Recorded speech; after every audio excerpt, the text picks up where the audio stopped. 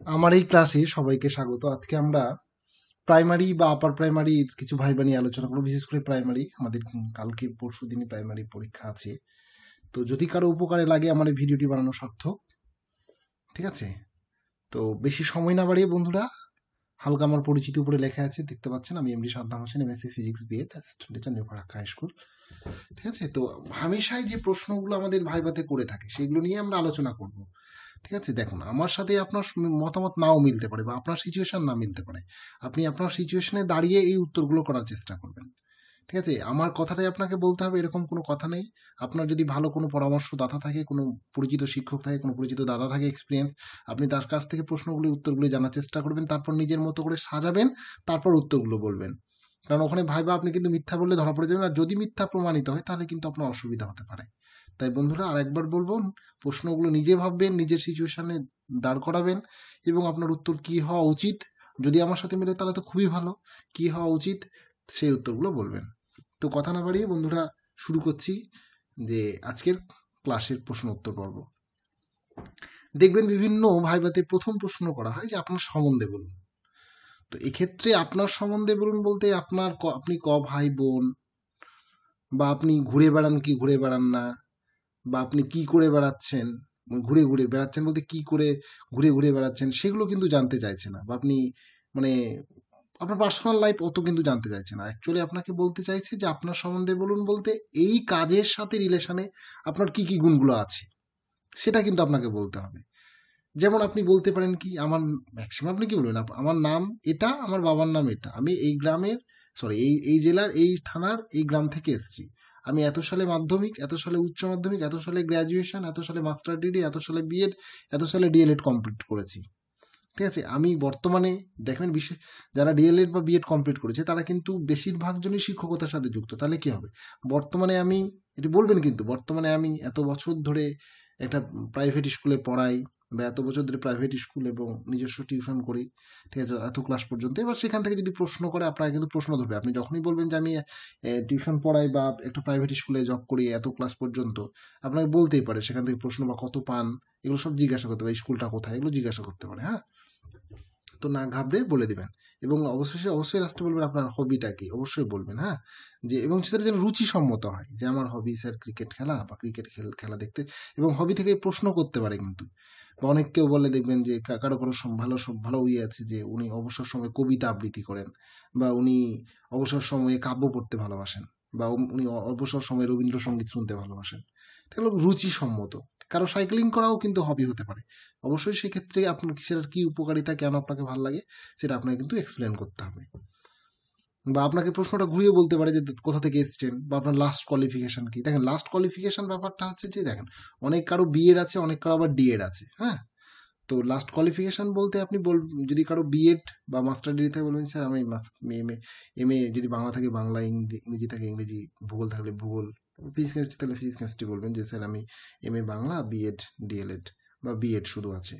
আপনাকে জিজ্ঞাসা করবে কিন্তু আপনি ওইভাবে বলে দেবেন। কারো কারো আবার বিএড ডিএলএড দুটোই থাকে। হ্যাঁ? বিএডও থাকে, আবার ডিএডও থাকে। তো আপনি বলবেন যে স্যার আমার এম এ বাংলা বা এম এ ভূগোল, বিএড ডিএলএড দুটোই। ঠিক আছে? এবার আপনাকে বলতেই পারে যে আপনি বিএড ডিএলএড দুটোই করলেন ডিগ্রি কেন। তখন কিন্তু আপনার উত্তর সোজা। কারণ দেখেন, মানুষের স্বপ্নই কিন্তু, যদি আপনার শিক্ষকতা যদি হওয়ার স্বপ্ন থাকে, তাহলে কিন্তু আপনি বলে ফেলবেন যে স্যার আমার তো স্বপ্নই শিক্ষকতা হওয়া। যে স্যার আমার ছোট সে প্রাথমিক শিক্ষক হোক, বা সে মানে উচ্চ শিক্ষক হোক, আমার স্যার শিক্ষক হলেই হবে স্যার। আমি আমি পড়াতে ভালোবাসি, সে ছোট বাচ্চা হোক বা বড় বাচ্চা হোক, কোনো সমস্যা নেই স্যার আমার। সেজন্য স্যার আমি বিএডও করেছি, ডিএলএডও করেছি। প্রশ্ন করতে পারে কিন্তু। হ্যাঁ? পরের প্রশ্ন, আপনি প্রাথমিক শিক্ষক হতে চাইছেন কেন? একই প্রশ্ন আমরা কিছু আলোচনা করলাম আগেরটাতে, যে প্রাথমিক শিক্ষক হতে চাইছেন কেন। তো আপনি বলতেই পারেন যে স্যার দেখেন, শিক্ষক হওয়া কিন্তু অনেকজনেরই স্বপ্ন। ঠিক আছে? কারণ এই প্রফেশনটা হচ্ছে বেশ ভালো প্রফেশন, একটা সম্মানযোগ্য প্রফেশন। তো আপনি প্রথম কথা আপনি বলতে পারেন যে স্যার প্রথমত স্যার আমার আমার জীবনের স্বপ্নই হচ্ছে শিক্ষক হওয়া। ঠিক আছে? তো স্যার যদি আমি এক্ষেত্রে, এবং যদি, কি করে বলবো, দাঁড়ান একটু, তো বলতে পারেন যে স্যার আমার ছোটকাল থেকেই একটাই স্বপ্ন দেখেছি, শিক্ষক হওয়া। সে প্রাথমিক শিক্ষক হোক বা অন্য কোনো শিক্ষক হোক। ঠিক আছে? আর সেই জন্য স্যার আমি ডিএলএডও কমপ্লিট করেছি, বিএডও কমপ্লিট করেছি, বা এক্ষেত্রে বলতে পারেন যে স্যার আমি ডিএলএড কমপ্লিট করেছি। যাদের শুধুমাত্র ডিএড আছে তারা বলবেন যে অবশ্যই যে স্যার আমার ছোটকাল থেকে স্বপ্ন স্যার প্রাথমিক শিক্ষক হওয়া। আর যদি আপনার ডিএলএড বিএলএড দুটোই থাকে তো বলবেন যে স্যার আমার ছোটকাল থেকেই স্বপ্ন হচ্ছে শিক্ষক হওয়া, সে প্রাথমিক হোক বা আমাদের উচ্চ প্রাথমিক হোক বা 9, 10 বা 11, 12 হোক। ঠিক আছে, আপনি কিন্তু এভাবে বলতে। দ্বিতীয়ত স্যার আমি যদি এই চাকরিটা পাই তাহলে আমার আর্থিক যে বাড়িতে যে আর্থিক সমস্যা আছে সেই আর্থিক সমস্যাটা দূর হবে, আমি আমার বাবা মায়ের কাছ থেকে বাবা মার জন্য কিছু করতে পারবো স্যার, সমাজের জন্য কিছু করতে পারবো। তৃতীয় স্যার বর্তমানে আমার একটা চাকরি দরকার স্যার, সে যেই চাকরি হোক না কেন, যেখান থেকে আমি আমার সর্ব সর্বোচ্চটা দেওয়ার চেষ্টা করব, সমাজ হোক বা অন্য কিছু হোক সেটাকে। তৃতীয় পয়েন্টটা নাও বলতে পারেন, আপনি মোটামুটি এটা বলেন যে আপনার স্বপ্ন ছোটকাল থেকে স্বপ্ন শিক্ষক হওয়ার, সেজন্য আপনি হতে চাচ্ছেন। দ্বিতীয়ত আপনি আপনার পরিবারকে সাপোর্ট করতে চান, ঠিক আছে,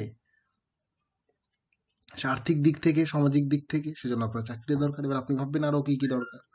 এবার দেখেন 3 নাম্বার আপনাকে প্রশ্ন করতে পারে যে আচ্ছা বলুন তো বর্তমানে প্রাথমিক স্কুলের সমস্যাগুলি কি কি। তা আপনি যদি একটু খেয়াল করেন বা গ্রামের স্কুলগুলো গিয়ে থাকেন তাহলে দেখবেন যে প্রাথমিক স্কুলে সবচেয়ে বড় সমস্যা বেশিরভাগ স্কুলে শিক্ষকের অভাব। তো শিক্ষকের অভাব তাহলে কি হবে, যে বর্তমানে আমাদের যে শিক্ষানীতি সেটা অনেক সময় বলা হয় যে 40:1 বা 35:1, কিন্তু এক্ষেত্রে সেটা কিন্তু মানা হয়নি। দেখা যাচ্ছে যে একটা স্কুলে মানে আপনার 200 300 স্টুডেন্ট আছে, মাত্র 3টা শিক্ষক বা 2টো শিক্ষক, সেক্ষেত্রে কিন্তু ক্লাস করানো খুব অসম্ভব হয়ে পড়ে এবং সমস্ত বাচ্চার কাছে পৌঁছানো যায় না। দ্বিতীয় সমস্যা স্কুলের পরিকাঠামোর অভাব। অনেক স্কুলে দেখবে বাথরুম সমস্যা আছে, ঠিক আছে, পরিবেশ একদম ঘিঞ্জি পরিবেশ, লাইটের অভাব আছে, ঠিক আছে, বাতাস নেই, ঠিক আছে। তো এক্ষেত্রে কি হয়, বাচ্চারা কিন্তু স্কুলে আসতে চায় না, ঠিক আছে। তৃতীয়ত সমস্যা যে প্রাথমিক স্কুলের অনেক গার্জেনের কিন্তু শিক্ষার অভাব আছে, অর্থাৎ সচেতনতা, মানে বাচ্চা সম্পর্কে সচেতন না, ঠিক আছে। তৃতীয়ত স্কুলে কিন্তু মানে কম্পিউটারাইজ অর্থাৎ মাল্টিমিডিয়া সিস্টেম যে ক্লাসরুমগুলো সেগুলো কিন্তু নেই, কিন্তু যে ওখানে একটু মানে ছবি দেখে মাল্টিমিডিয়ার মাধ্যমে ক্লাস করাবে। তৃতীয়ত এখন পর্যন্ত কিন্তু সেই রকমভাবে বর্তমানে ইংরেজি শিক্ষা যেভাবে প্রভাব বিস্তার করছে, কারণ আমাদের সরকারি ল্যাঙ্গুয়েজই সরকারি আমাদের সরকারি স্বীকৃত ভাষা না হলেও আমাদের সরকারি ভাষা হয়ে যাচ্ছে, কিন্তু জাতীয় ভাষা না হলেও সরকারি ভাষা হয়ে যাচ্ছে, মানে অফিস অফিস আদালতের যে ভাষাটা ইউজ করে সেটা ইংরেজি হয়ে যাচ্ছে। সেজন্য কিন্তু মানুষ ইংরেজি শিক্ষার উপর গুরুত্ব দেওয়াটা আরও দরকার প্রায় প্রাথমিক শিক্ষক, ঠিক আছে।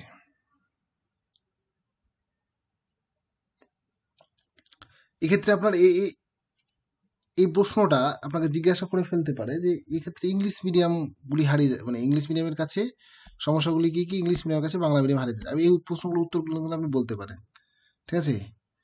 যে স্যার প্রাথমিক স্কুলে শিক্ষকের অভাব আছে, দ্বিতীয়ত স্যার পরিকাঠামোর অভাব, সেখানে বাথরুম বা আপনার অনেক স্কুলে বাথরুম নেই, অনেক স্কুলে ঠিকঠাক পানীয় জলের ব্যবস্থা নেই, অনেক স্কুলে ইলেকট্রিসিটি ব্যবস্থা নেই, ঠিক আছে। আবার আপনি বলতে পারেন যে সেক্ষেত্রে ইংলিশ মিডিয়ামের ক্ষেত্রে কি হয় যে আপনার মাল্টিমিডিয়াতে ক্লাস করানো হয়, প্রাথমিক স্কুলে সেগুলো হয় না, আপনি এভাবে বলতে পারেন। আরেকটা এখানে একটা প্রশ্ন ছিল যে আপনি তো উচ্চ যোগ্যতা সম্পন্ন, যাদের বিএড আছে তাদেরকে এই প্রশ্নটা জিজ্ঞাসা করতেই পারে যে আপনি তো উচ্চ যোগ্যতা সম্পন্ন, আপনি স্কুলে চাকরি পেলে কি করবেন। তো এক্ষেত্রে যদি আপনি বলেন যে স্যার যাবো না, একদম ডাহা মিথ্যা কথা, এর চেয়ে মিথ্যা কথা হয় না। কারণ আপনি যদি প্রাইমারি থেকে হাই স্কুলে পান তো অবশ্যই যাবেন, এটা সবাই জানে। তো আপনি অবশ্যই এখানে একটু বিনয়ের সাথে বলবেন যে স্যার, যে অবশ্যই স্যার আমি যাব, তবে এক্ষেত্রে আমি যদি যাই তাহলে স্যার আশা করছি এই মানে পোস্টের বা এই জায়গার কোনো অসুবিধা হবে না, কারণ আমার জায়গাতে আবার নতুন চলে আসবে। বা আপনি এভাবে বলতে পারেন যে স্যার সবাই তো ভালো মানে উঁচু উঁচু উঁচু জায়গায় যেতে চাই স্যার, আমিও স্যার ব্যতিক্রম না, আমিও যেতে চাই স্যার। তো অবশ্যই আমার জায়গাতে স্যার যদি অন্য কেউ আসে তাহলে স্যার ক্ষতি হবে না স্কুলে। আমরা 4 নম্বর প্রশ্ন যদি আলোচনা করি যে ক্লাসের বাচ্চারা গন্ডগোল করছে, আপনি কি করবেন। দেখুন ক্লাসে বাচ্চারা বিভিন্নভাবে গন্ডগোল করতে পারে, যে আপনার ধরেন ক্লাসে বলতে পাশের ক্লাস যদি হয়, তাই যে পাশের ক্লাসের টিচার নেই, তারা গন্ডগোল করছে, তাহলে আপনি কি করবেন, সেখানে যাবেন, গিয়ে আপনি তাদেরকে টাস্ক দিতে পারেন যে এই টাস্ক খুব কম কম সময়ের মধ্যে বলেন যে এই কাজটি করে রাখো, আমি তোমাদের দেখবো, এবং যদি ফার্স্ট হয় তাকে আমি এই মানে গিফটটা দিব বা তার নাম ঘোষণা করব, আপনি এরকম একটা প্রতিশ্রুতি দিতে পারেন, তাহলে কি করে তার কাজের মধ্যে ব্যস্ত থাকবে।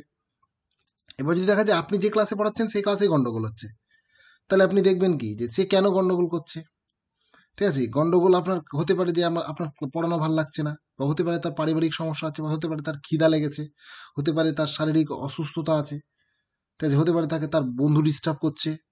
তো আগে দেখতে হবে যে কি কেন সে করছে মানে গন্ডগোলটা, তারপরে আপনি সেভাবেই সমাধান করবেন।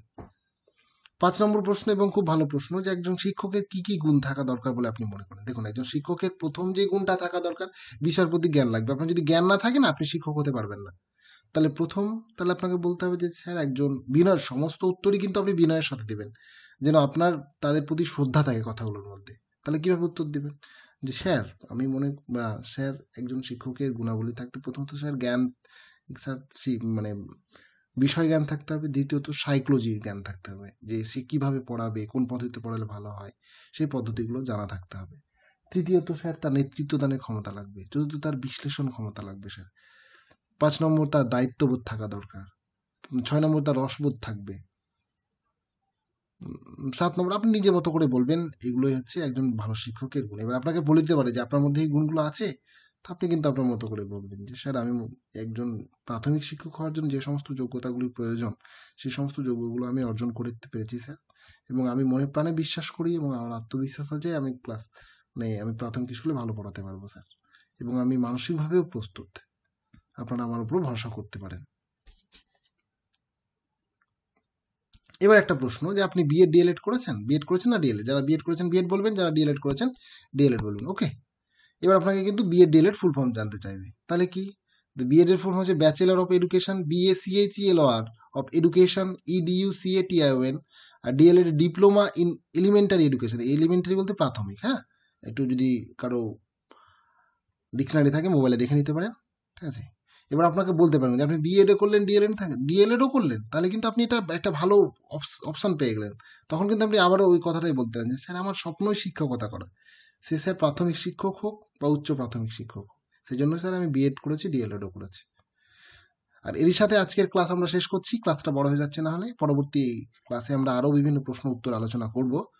যদি ভালো লাগে অবশ্যই লাইক, শেয়ার, কমেন্ট দিয়ে জানাবে, আমরা পরবর্তী ক্লাস যেন করতে পারি। এর পরের দিন আমরা আমাদের আরও কিছু প্রশ্ন আলোচনা করব, যেমন কোঠারি কমিশন, ক্লাসে যোগ বিয়োগ কী করে শিখাবেন, টিচিং লার্নিং অর্থাৎ শিক্ষা গ্রহণ শিক্ষণের পার্থক্য কী, গড়ের ধারণা কীভাবে দেবেন, শিক্ষকতা ছাড়া শিক্ষকের কাজ কী, এই সমস্ত প্রশ্ন নিয়ে আলোচনা করব। আমি আবার বলছি লাস্টে, যে যদি আমার উত্তরের সাথে আপনাদের না মিলে, আশা করছি অনেকজনের নাও মিলতে পারে, ঠিক আছে, আপনি ওই আমার কোথায় উত্তর বলতে হবে সেরকম কথা আপনি নিজের মতো করে ভাববেন। আপনার শুভকাঙ্ক্ষী থাকলে তার সাথে আলোচনা করবেন, আপনার বন্ধুদের মধ্যে আলোচনা করবেন, তারপর উত্তর দিবেন।